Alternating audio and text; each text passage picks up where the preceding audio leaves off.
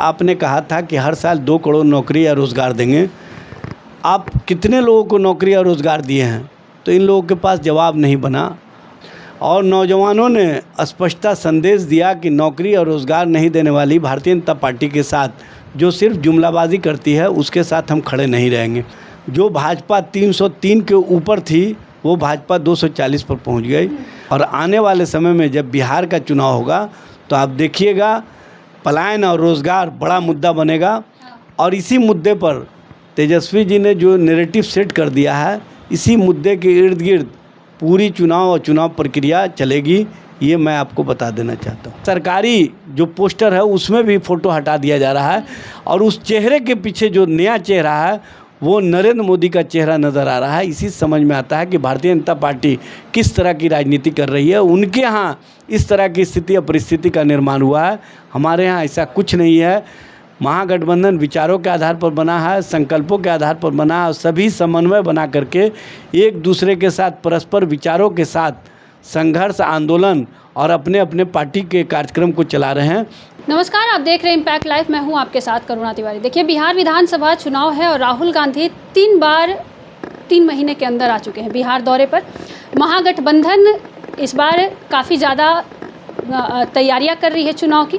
सबसे बड़ा सवाल सत्ता पक्ष वाले उठा रहे हैं कि जो कांग्रेस अब अपनी वजूद खो रही थी, क्योंकि लोकसभा चुनाव के वक्त मनपसंद सीटें आरोप लगा था कि लालू प्रसाद यादव द्वारा नहीं दिया गया था, तो क्या इस बार कांग्रेस अपनी मनपसंद सीटें ले पाएगी महागठबंधन में?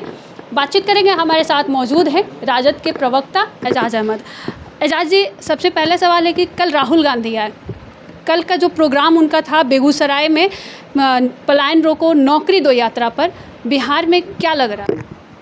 देखिए, 17 महीने में तेजस्वी जी के नेतृत्व में जिस तरह से नौकरी और रोज़गार दिए गए और जब उन्होंने नौकरी और रोज़गार देना शुरू किया तो बिहार के जो नौजवान थे जो पहले बिहार से बाहर चले जाते थे, उन लोगों ने कहीं ना कहीं कम्पिटिटिव एग्ज़ाम की तैयारी शुरू कर दिया और प्रतियोगिता परीक्षा के लिए जो बाहर जाने वाले लोग थे वो भी बिहार आ गए। और इस तरह से जो नौकरी और रोज़गार के माध्यम से तेजस्वी जी ने एक नैरेटिव सेट किया, उसके प्रति लोगों में आकर्षण देखने को मिला और लोग कहीं ना कहीं तेजस्वी जी के नेतृत्व को सकारात्मक दिशा में सकारात्मक सोच के साथ देखने का काम किए। और भारतीय जनता पार्टी से लोगों ने पूछना शुरू कर दिया कि आपने कहा था कि हर साल 2 करोड़ नौकरी या रोज़गार देंगे, आप कितने लोगों को नौकरी या रोज़गार दिए हैं? तो इन लोगों के पास जवाब नहीं बना और 2024 के लोकसभा चुनाव में जो परिणाम सामने आया उसमें भी नौकरी और रोज़गार का जो तेजस्वी जी ने नैरेटिव सेट किया था वो कहीं ना कहीं देखने को मिला और नौजवानों ने स्पष्टता संदेश दिया कि नौकरी और रोज़गार नहीं देने वाली भारतीय जनता पार्टी के साथ जो सिर्फ जुमलाबाजी करती है उसके साथ हम खड़े नहीं रहेंगे। जो भाजपा 303 के ऊपर थी वो भाजपा 240 पर पहुंच गई और उसका ग्राफ तेज़ी से गिरा। अगर कुछ और मामले नहीं हुए होते तो भारतीय जनता पार्टी सत्ता में भी नहीं आती। सत्ता के खेल में भारतीय जनता पार्टी दिखती तो है, लेकिन अब वो भारतीय जनता पार्टी नहीं नज़र आ रही है जिस भारतीय जनता पार्टी के प्रति लोगों ने कहीं ना कहीं इस विश्वास के साथ वोट दिया था कि ये जब सत्ता में आएंगे तो नौकरी और रोज़गार में देंगे, ये 15 लाख रुपया देंगे, लेकिन देने के लिए इनके पास कुछ नहीं था।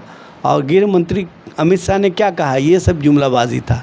जो जुमलाबाजी करते हों बिहार और देश की जनता के साथ, वैसे लोगों को जनता सबक सिखाने के लिए तैयार है। और आने वाले समय में जब बिहार का चुनाव होगा तो आप देखिएगा पलायन और रोज़गार बड़ा मुद्दा बनेगा। और इसी मुद्दे पर तेजस्वी जी ने जो नैरेटिव सेट कर दिया है, इसी मुद्दे के इर्द गिर्द पूरी चुनाव और चुनाव प्रक्रिया चलेगी, ये मैं आपको बता देना चाहता हूँ। अच्छा, कन्हैया कुमार अभी पदयात्रा पर हैं। कहा जा रहा है कि महागठबंधन के मुख्यमंत्री का चेहरा एक तरफ है तेजस्वी यादव और दूसरी तरफ है कन्हैया कुमार कांग्रेस की तरफ से। क्या महागठबंधन में होड़ लगी हुई है मुख्यमंत्री के चेहरे पर? ये कौन बोल दिया कि कांग्रेस की तरफ से है? कांग्रेस की ओर से कार्यक्रम चल रहा है और उसमें सभी लोग कांग्रेस के शामिल हैं और कहीं ऐसा कोई मामला नहीं है। कल राहुल गांधी जी का भाषण उठा करके देख लीजिए, उन्होंने क्या कहा कि हम सभी को मिल करके चुनाव लड़ना होगा, अकेले चुनाव लड़ने से भाजपा को नहीं हराया जा सकता है। जब महागठबंधन के नेतृत्व में चुनाव मैदान में लोग जाएंगे तो महागठबंधन के नेतृत्वकर्ता के रूप में जो सीएलपी के लीडर है कांग्रेस के डॉक्टर शकील खान, उन्होंने क्या कहा कि नेता प्रतिपक्ष हैं तेजस्वी जी और इनके द्वारा जो भी कार्यक्रम तय किए जाते हैं महागठबंधन के सभी विधायक उसके साथ खड़े होते हैं। तो सदन के अंदर भी सदन के बाहर भी नेता प्रतिपक्ष के रूप में तेजस्वी जी महागठबंधन के नेता के रूप में हैं और आने वाले समय में भी वही नेता रहेंगे। तो यहाँ कोई मामला नहीं है। इस तरह का जो परसेप्शन खड़ा किया जा रहा है ये भारतीय जनता पार्टी और जनता दल यू के द्वारा इन लोगों के पास जो चेहरा है उस चेहरा को तो सामने रखना चाहते हैं लेकिन उस चेहरा को नेतृत्व नहीं देना चाहते हैं। ये स्पष्ट रूप से दिखता है। जो पोस्टर वार चल रहा है उसमें आप देखिए नीतीश जी का सरकारी जो पोस्टर है उसमें भी फ़ोटो हटा दिया जा रहा है और उस चेहरे के पीछे जो नया चेहरा है वो नरेंद्र मोदी का चेहरा नज़र आ रहा है। इसी समझ में आता है कि भारतीय जनता पार्टी किस तरह की राजनीति कर रही है। उनके यहाँ इस तरह की स्थिति और परिस्थिति का निर्माण हुआ है, हमारे यहाँ ऐसा कुछ नहीं है। महागठबंधन विचारों के आधार पर बना है, संकल्पों के आधार पर बना है और सभी समन्वय बना करके एक दूसरे के साथ परस्पर विचारों के साथ संघर्ष, आंदोलन और अपने अपने पार्टी के कार्यक्रम को चला रहे हैं।